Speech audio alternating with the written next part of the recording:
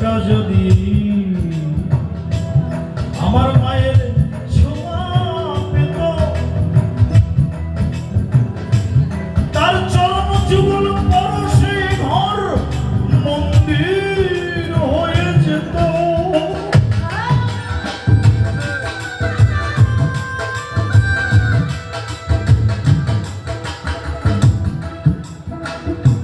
আমি একটা কথা বলি, সবসময় বলি, মনে রাখবেন, আপনি কয়েক কোটি টাকা দিয়ে একটি বাড়ি করছেন, কিন্তু এই বাড়িতে আপনার মা নেই, তার মানে এটা শুধু একটা বাড়ি, ভালো একটা বাড়ি, পৃথিবীর শ্রেষ্ঠ বাড়ি হতে পারে। আর কারো হয়তো কুড়ে ঘর, ভাঙাচোরা ঘর, বর্ষায় বৃষ্টি শুয়ে পড়ে, এমন একটি ঘরে তার মা আছে, ওই ঘরটা আমার কাছে মন্দির। ওই কুড়ে ঘরটাও মন্দির হয়ে যায় যদি তার সেই ঘরে তার মা থাকে। আর আপনার কোটি টাকার ঘরে যদি আপনার মা না থাকে, এটা শুধু একটু ঘর, শুধু একটু বাড়ি। তো আমি ভাবছি না যে এত টাকা দিয়ে এত সুন্দর করে আমি এই যে বাড়িটা করলাম, এটা তো আমার শুধু বাড়ি, আর এই ছেলেগুলো পুজো করে মাথা নিয়ে হয়তো কুড়ে ঘরে, হয়তো বিয়ে ঘরে যাবে, কিন্তু তারা ঘরে যাবে না, তারা মাকে নিয়ে মন্দিরে যাবে। আর আমি আমার ঘরে পড়ে থাকবো, কোটি টাকার ঘরে পড়ে থাকবো। তাই আমি লিখলাম, এই লক্ষ্মী ছাড়া ঘরটা যদি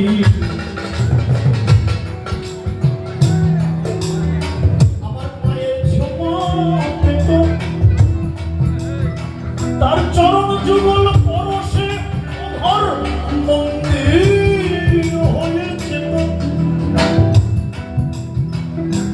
আমার এই মিনতি মেয়ে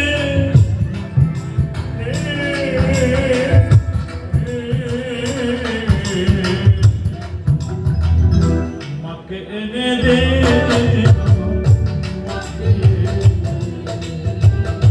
মাকে এনে দে, মাকে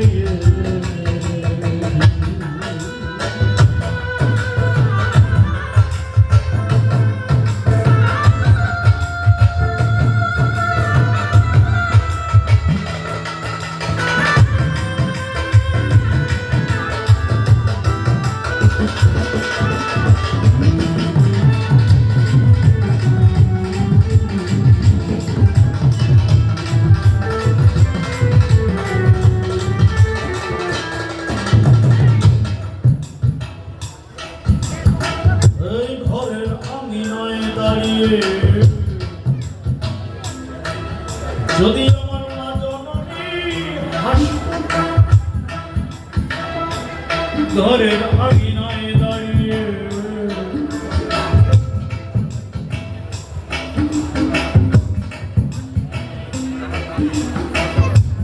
যদি আমার মা জননী হাসত, কষ্টে ভালো সংসারে মন স্বর্গ নেমে আসত।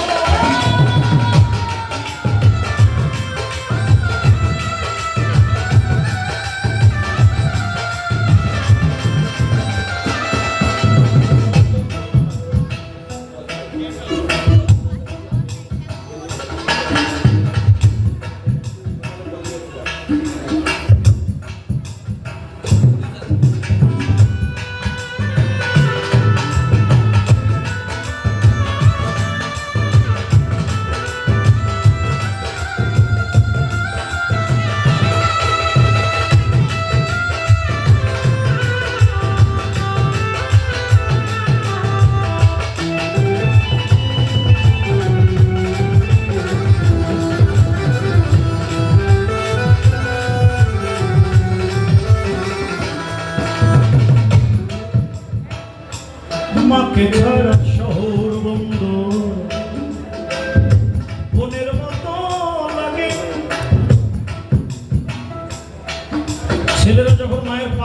ভাঙছিল, তখন আমি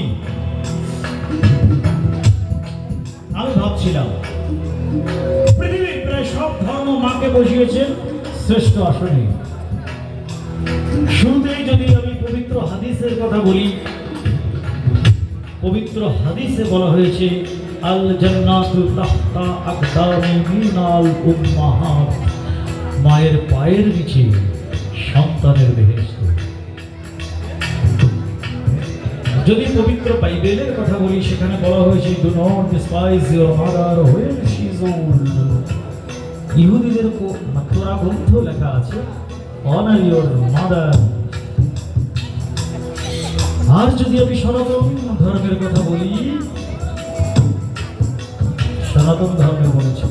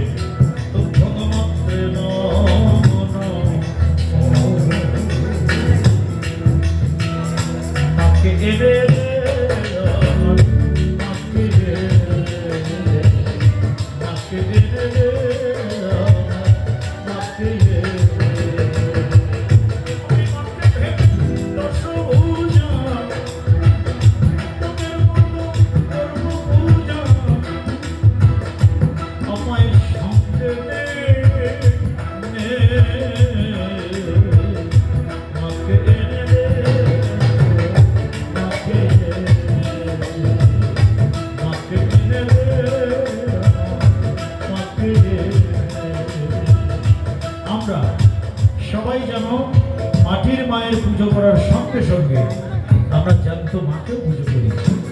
আপনারা জেনে খুব খুশি হবেন যে পৃথিবীর কোথাও আছে কিনা জানি না, তবে আমি আমার আনন্দ তপবনে শুধুমাত্র বাবা মায়ের পুজো করার জন্য একটি মন্দির করেছি। মন্দিরের নাম দিয়েছি জীবন্ত দেব দেবীর মন্দির। তো সেখানে আমরা এখন আর একাডেমিতে করি না, এখন মন্দিরেই আমরা সে পুজোটা করি। এবং আমি জানি মতুয়াদের মধ্যেও এই পুজোটা আমি 2016 সালে এটা শুরু করেছি।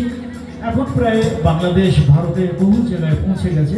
ভারতে আমি নিজেও হালি শহরে জ্যান্ত মায়ের পুজো করে এসেছি, পৌরোহিত্য করে এসেছি। তো যা হোক, আমি সবাইকে বলবো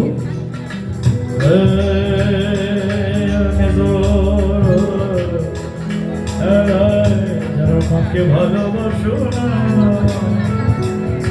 তারা আমার গান শোনো না। আচ্ছা, শিপন কোথায় গেল? শিপন মিন্টু দা কই? আমাকে বলেছিল যে দাদা আমরা আজকে নাচবো, আজকে আমরা হাসবো, আজকে আমরা কাঁদবো আপনার গানে। তো যা হোক, আমার মনে হয় ওদের ডিমান্ড অনুযায়ী ওরা যদি আমাকে এসে বলতো তাহলে আমি